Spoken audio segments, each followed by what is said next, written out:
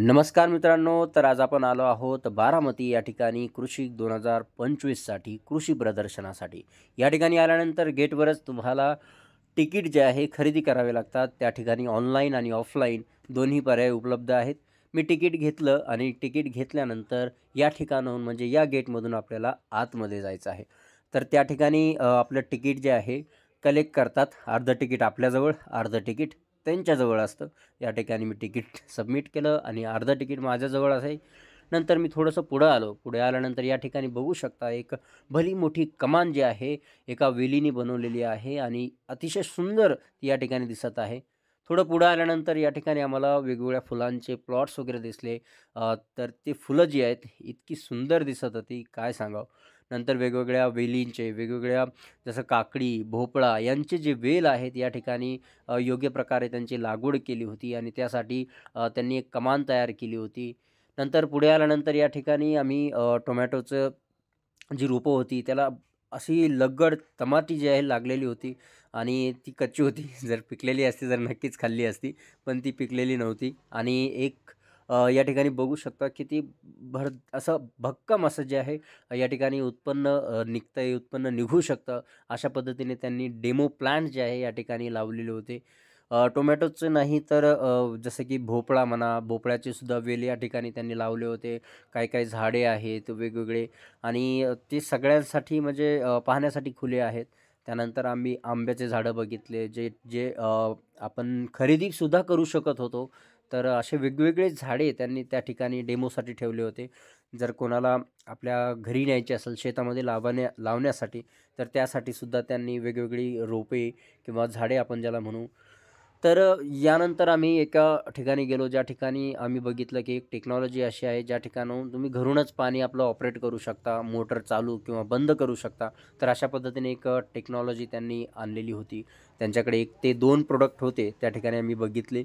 त्यानंतर पुढे आल्यानंतर आम्ही फळपीक रोपवाटिका बघितली, ज्या ठिकाणी फळाची चेरीची झाडं आहेत, आंब्याची झाडं आहेत, त्यानंतर नारळाची झाडे आहेत. अशी वेगवेगळी झाडे या ठिकाणी आम्ही बघितली. त्यानंतर अजून एक युनिक झाड जे आहे आपल्याला पाहायला मिळालं तिथे. तर ते सुद्धा अतिसुंदर झाड होतं आणि त्या ठिकाणी बघितलं तर त्याचं नाव जे आहे या ठिकाणी बघू शकता तुम्ही. मी पोस्टर दाखवणार तो. तर या ठिकाणी बघू शकता की त्याची पानं जी आहेत त्रिकोणी आकाराची आहे.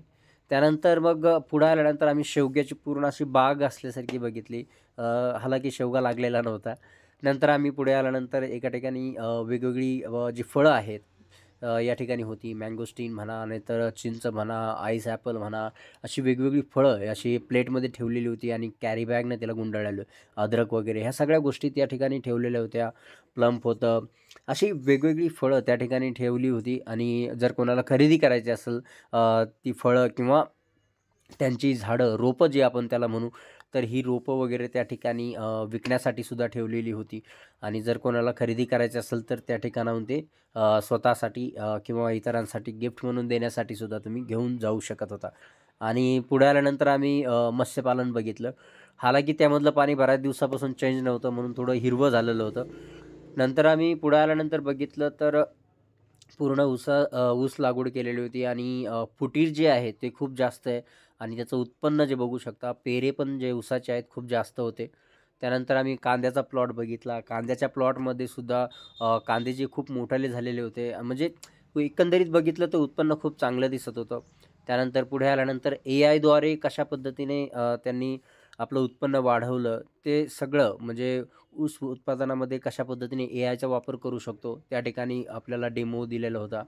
त्यानंतर अजून पुढे आलो. अजून एक तळं टाईप होतं. त्यामध्ये मासे सोडलेले होते आणि त्या ठिकाणी जे तुम्हाला आता दिसतंय ते मोटर ठेवण्यासाठी त्यांनी दिलेलं होतं. तुमची मोटर पाणीउडी वगैरे असेल तुमच्याकडे, तर तुम्ही ते तुमच्यासाठी वापरू शकता. आणि नंतर पुढे आल्यानंतर आम्ही जे आहे एका प्लॉटमध्ये गेलो, तर त्या ठिकाणी पूर्ण जी आपली शेतीची अवजारे असतात, नांगरणी, कोळपणी, त्यानंतर खुरपणी, हे सगळी अवजारे जे डेमोसाठी ठेवलेली होती प्रदर्शनासाठी, पाहण्यासाठी की कोणकोणती अवजारे शेतामध्ये आहेत, नांगर वगैरे जे काय आहेत, त्यांनी ते त्या ठिकाणी ठेवलेली होती.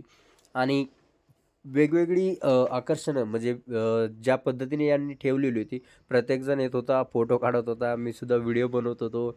असे म्हणजे आकर्षण खूप लोकांना आकर्षित करत होतं या सगळ्या गोष्टी पाहण्यासाठी. आपल्या प्रत्येक म्हणजे महाराष्ट्रातून प्रत्येक जिल्ह्यातून या ठिकाणी लोक आलेले होते आणि कशा पद्धतीने या ठिकाणी शेती केल्या जाऊ शकते, आपल्या शेतीचे उत्पन्न वाढवले जाऊ शकते याची पूर्ण माहिती या ठिकाणी तिथले प्रतिनिधी जे आहेत ते देत होते आणि त्यामुळे लोकांना नवीन-नवीन तंत्रज्ञान म्हणा, नवीन-नवीन माहिती या ठिकाणी मिळत होती. नंतर आम्ही एका डिपार्टमेंटकडे आलो म्हणजे एक वेगळा प्लॉट होता तो. त्या ठिकाणी भरड धान्य असं लिहिलेलं होतं.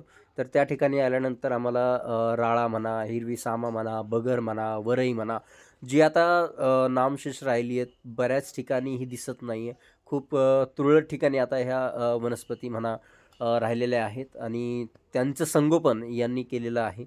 आणि बघितलं आपण तर भगर वगैरे तर आपण आता दुकानातून डायरेक्टली आणतो. पण अगोदर असं व्हायचं भगर म्हणा, राळा म्हणा हे शेतामध्ये पिकायचा. राळा त्यानंतर भगर जी आहे, भगरीची मळणी वगैरे करायची. त्यानंतर त्याचं चाळण वगैरे करून जे आहेत, या ठिकाणी पूर्ण असं प्रोसेस दाखवलेली आहे, की कशा पद्धतीने लेडीज जे आहेत, ते मूर्त्या वगैरे लावलेल्या आहेत त्यांनी. तुळशीला पाणी घालताना, त्यानंतर पाठीमागे एक ओटी दाखवली आहे. एक जातेवर दळताना बाई दाखवली आहे त्यांनी. तर अशा त्यानंतर तिखट वाढताना एक बाई दाखवली आहे. त्यानंतर उंडा मळताना एक बाई दाखवली आहे, कणिक मळताना. स्वयंपाक करताना एक दाखवली आहे. त्यानंतर पापड बनवताना एक बाई दाखवली. म्हणजे असे वेगवेगळे या ठिकाणी जे आहेत त्यांनी स्टॅच्यू ठेवलेले होते. वेगवेगळे प्रोडक्ट्स या ठिकाणी त्यांनी ठेवलेले होते आणि त्या ठिकाणाहून तुम्ही खरेदीसुद्धा करू शकत होता. नंतर पुढे आल्यानंतर आम्हाला एक पुन्हा झेंडूच्या फुलांचा एक प्लॉट दिसला. तिथून पुढे आल्यानंतर लहान मुलांसाठी खेळण्यासाठी या ठिकाणी एक टॉय ठेवलेलं होतं, जिवंत टॉय ज्याला आपण म्हणू आणि तो डान्स करून मुलांचं मनोरंजन करायचं.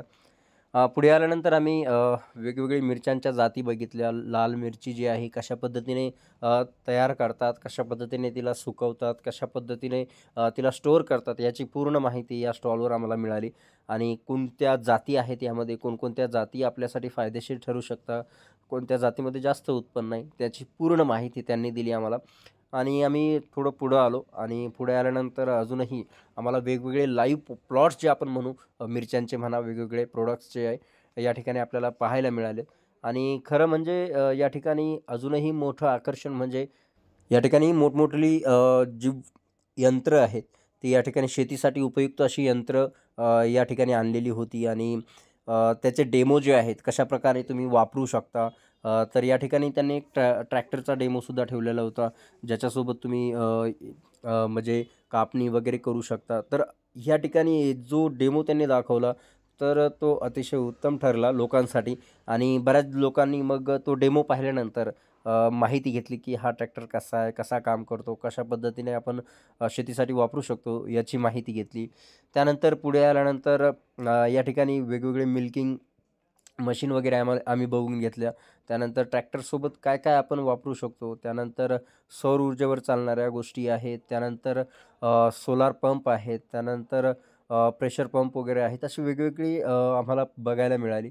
त्यानंतर पुढे आल्यानंतर आम्ही बघितलं की मधमाशांचं जे प्रोडक्शन आहे सॉरी मधाचं जे प्रोडक्शन आहे या ठिकाणी होतं आहे आणि त्यांनी मस्त असे या ठिकाणी पेपरपासून म्हणा, काड्यांपासून म्हणा जे आहे मधमाशा वगैरेचं चित्र तयार केलेलं होतं आणि लहान मुलं त्या ठिकाणी डान्स वगैरे करत होती की मधमाशांच्या एका गाण्यावरती. पुढे आल्यानंतर आम्ही बघितलं की त्याचे त्यांनी पोस्टर वगैरे लावलं की मधमाशांचे जे मध आहे, जे ओरिजिनल मध आहे त्याचा आपल्यासाठी कशाप्रकारे फायदा होतो, याची संपूर्ण माहिती आपल्याला त्या ठिकाणाहून मिळालेली आहे. यावरून एवढं कळालं की शेतकऱ्यांनी जे आहे एकदा तरी कृषी प्रदर्शनाला जायला पाहिजे, वर्षातून एकदा तरी आणि त्या ठिकाणाहून नवीन-नवीन तंत्रज्ञान आपण शिकू शकतो. आपल्या शेतीमध्ये ते तंत्रज्ञान आपण आपल्या शेतीमध्ये वापरून कशा पद्धतीने उत्पन्न वाढवू शकतो, हे शिकण्याची आपल्याला गरज आहे आणि आपल्याला नवीन-नवीन शेतकरी त्या ठिकाणाहून भेटतात. महाराष्ट्रातील म्हणा, महाराष्ट्राच्या बाहेरची म्हणा, त्या ठिकाणी भेटल्यानंतर आपापसातल्या ज्या गप्पा गोष्टी आहेत, त्यातून सुद्धा आपल्याला बरेच ज्ञान मिळते. त्यामुळे तुम्ही सुद्धा एकदा तरी कोणत्यातरी कृषी प्रदर्शनाला नक्की भेट द्या. धन्यवाद. भेटूया पुढच्या व्हिडिओमध्ये.